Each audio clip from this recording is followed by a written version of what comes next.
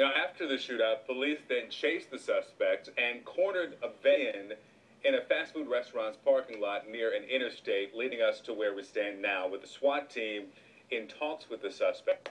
At least one says that he's been injured. Now, as we understand it, they have only spoken with one person who is in that van, which police just tweeted out a short while ago, about 10 minutes ago, that they are still in the standoff with the suspect, but the suspect's vehicle has been disabled. Listen, there was an eyewitness, Rick Burr, to this whole thing. He's on the phone with us now. So, Rick, first of all, where were you and what happened? I was in my apartment building, which is directly across from the police headquarters, actually on the southwest side of the police headquarters, facing the parking lot where they eventually found the explosives. And 12:24, my wife heard what to me sounded like a jackhammer, but at a lower frequency, and asked me if I thought they were gunshots. And then I went over to the window, which faces the police headquarters, and opened it, and eventually heard sirens, and I would say 15 squad cars went to the northwest corner of the police headquarters and surrounded an armored vehicle. Then we heard several shots, and I heard snaps overhead, so I could tell that that was rounds coming in our direction. And got on my phone and started taking video. So did you see, okay, so we saw right there that vehicle, that armored van, as it plowed into the police vehicle there, and then this van is going to drive away, and that's when the chase ensued. But did you see any people trying to get away from police, anybody running? Negative. I saw several police officers. One was walking from the northwest side of the police headquarters towards that vehicle, and I believe he tried to enter the vehicle. And then there were several police officers on the south side of the headquarters running, I believe, to try and outflank the armored vehicle. And then the armored vehicle fled. Okay, so the fact that you are so close in proximity to the police department, we are hearing, too, based on some tweets and some information from the police department, that the explosive ordnance robot attempted to move one of the 4 bags that was found near the police station, that one of the bags exploded on its own. Did you hear any of that? Oh, my God. Yes, that was at 4:27 Central Time. We heard that explosive go off.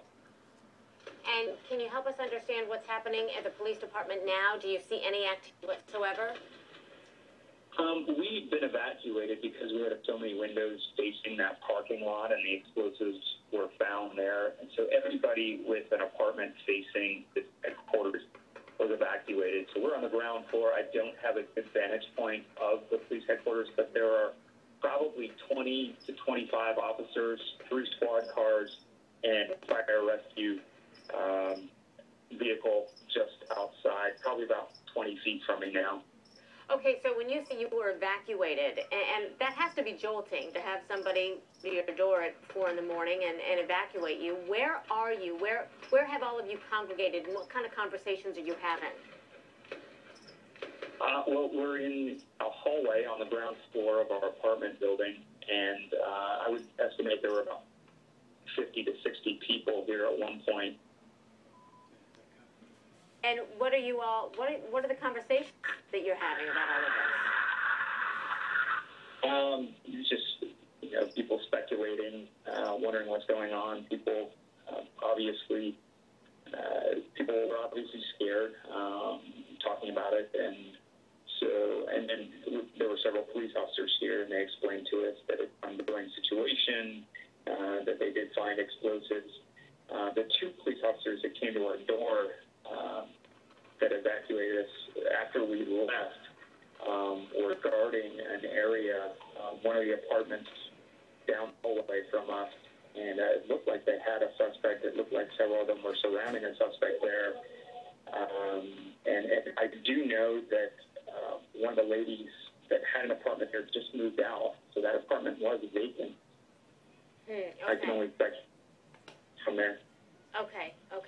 Rick Burt, we so appreciate your insight here. Thank you, and best of luck to all of you. There was just another explosion. You just heard another explosion? That's correct. What are the police doing where you are?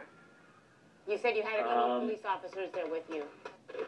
That's correct. A lot of them are standing near the vehicle. There was somebody that just passed out, but then I see several other officers walking toward the police headquarters.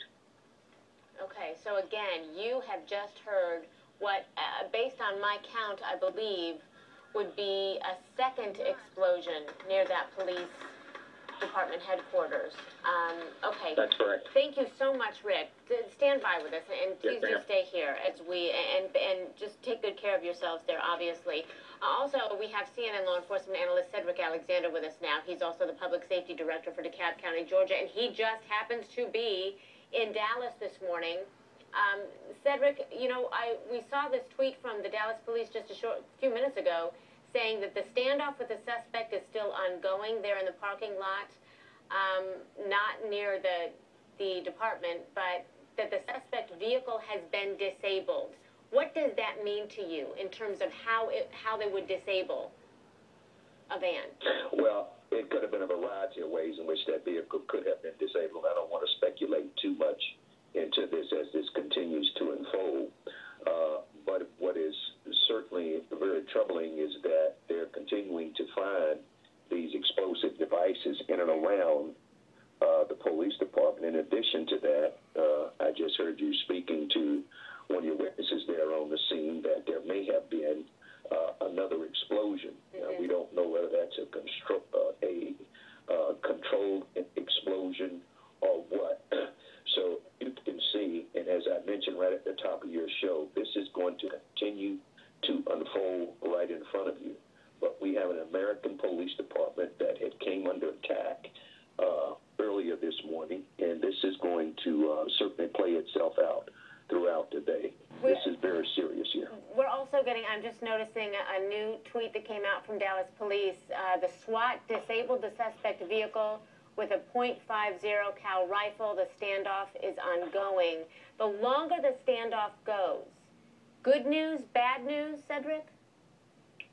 Well, they're in a standoff. The vehicle can't go anywhere, so those subjects at some point are neither going to have to surrender, or we'll see how this plays out in the end. But that vehicle certainly cannot go anywhere, and this may take some time. We don't know who those subjects are. Subjects inside that's supposed to be armored vehicle. But this is going to be a very interesting unfolding of events as we continue here this morning. You made a good point that the